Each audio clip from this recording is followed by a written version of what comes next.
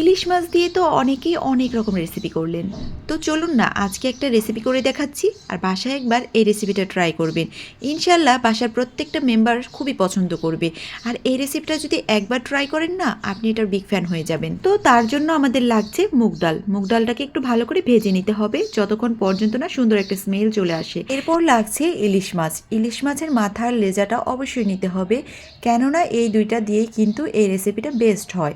So যদি সাথে piece নিতে চান তো নিতে পারেন, কোনো সমস্যা নেই। তারপর পেঁয়াজ কুচি আর কাঁচা লঙ্কা কুচিটাকে দিয়ে একটু হলুদ মরিচ গুঁড়ো আর লবণ দিয়ে হাত দিয়ে ভালো করে চটকে নিতে হবে। দেন একটু সরিষার তেল অ্যাড করে দিতে হবে। তারপরে হাতে মেখে ইলিশ মাছটাকে চুলায় বসিয়ে দিতে হবে।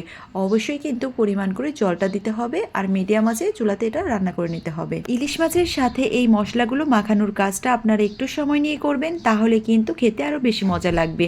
আজকের রেসিপিটা সবটাই হাতে মাখানো, সো এই কাজটা একটু সময় নিয়ে করলে খাবারটাও কিন্তু দ্বিগুণ টেস্ট হবে। দেন এখানে হাত ধুয়ে পানিটা আমি অ্যাড করে দেব, আর পানিটা একটু পরিমাণ করে দিবেন যেন ইলিশ মাছগুলো অর্ধেক ডুবে থাকে।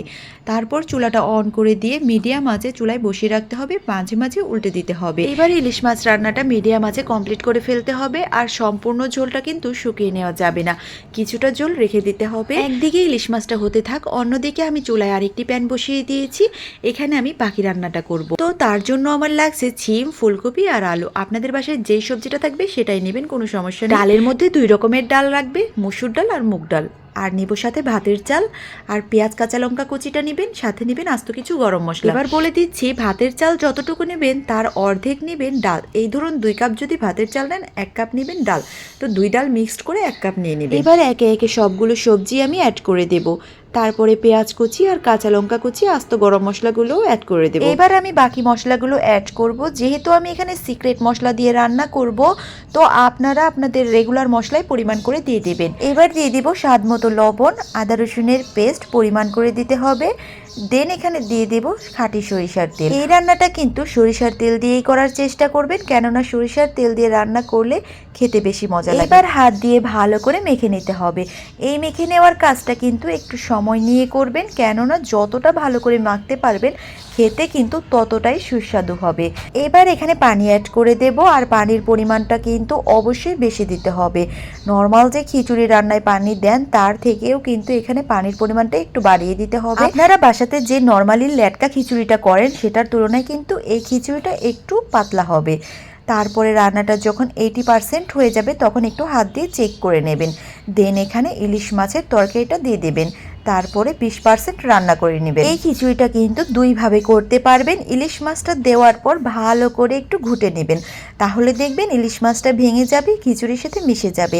আবার চাইলে একটু হালকা করে নেড়ে দিতে পারেন ইলিশ মাছটাকে আস্ত রাখার জন্য। আমার বাসায় যেহেতু ছোট বাচ্চা আছে, তাই আর আমি এটাকে ঘুটে দেব না, আস্তই রাখবো। বাকি 20% রান্না হয়ে যাওয়ার পর এখানে বাগারটা দিয়ে দিতে হবে। বাগার দেওয়ার জন্য 2 শুকনো লঙ্কা, আস্ত জিরে আর রসুন কুচি লাগবে। তেলের মধ্যে একটু ব্রাউন করে ভেজে নিয়ে এখানে দিয়ে দেবেন, ব্যাস কমপ্লিট হয়ে যাবে। বাগার দেওয়ার পর চুলাটা বন্ধ করে দিতে হবে। দেন এখানে ধনেপাতা কুচি দিয়ে দিতে হবে। ধনেপাতাটা দেওয়া হয়ে গেলে একটু ভালো করে মিশিয়ে নিতে হবে। মিশিয়ে নিলেই দেখবেন যে এই খিচুড়ির হিটেই ধনেপাতাটা একদম নরম হয়ে গেছে। তো ধনেপাতার ফ্লেভারটাও স্ট্রং থাকবে, চুলার আঁচটা পাবে না।